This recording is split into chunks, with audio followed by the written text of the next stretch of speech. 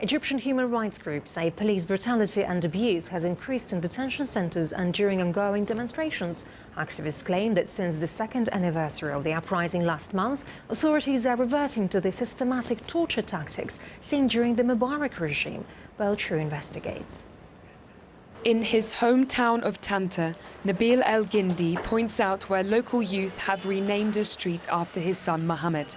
A 28-year-old activist allegedly tortured to death by security forces 2 weeks ago after protesting on Tahrir Square. The first time I went to see Mohammed in the hospital, I didn't recognize him seriously. His face was covered with wounds, his skull fractured. When I asked the doctors, they told me this is Mohammed El-Gindi. Although Mohammed's injuries point to torture, his mother Samia says the official forensic report maintains he died after a car crash.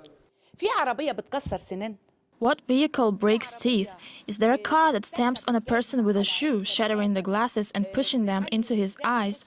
What car only injures a person's head, but not their legs? Right now, Egypt is witnessing unprecedented levels of police violence against protesters, rights groups are reporting, with at least 10 extrajudicial killings by security forces since President Mohammed Morsi took power.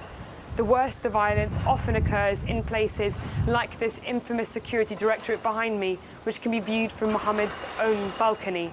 However, the most worrying trend, activists say, is the targeting of children. In an impoverished district of Alexandria, Abdu explains how her 13-year-old son, Abdul Rahman, was detained for over 2 weeks for being a bystander at a demonstration. The police use violence against children.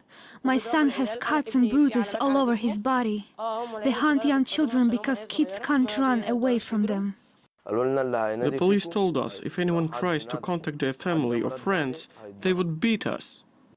Despite scenes like these, the Interior Minister denies security forces use violence against protesters and refutes that torture is systemic in the police force. Instead, the government says it will arm low-ranking police officers, sparking fears of further abuses.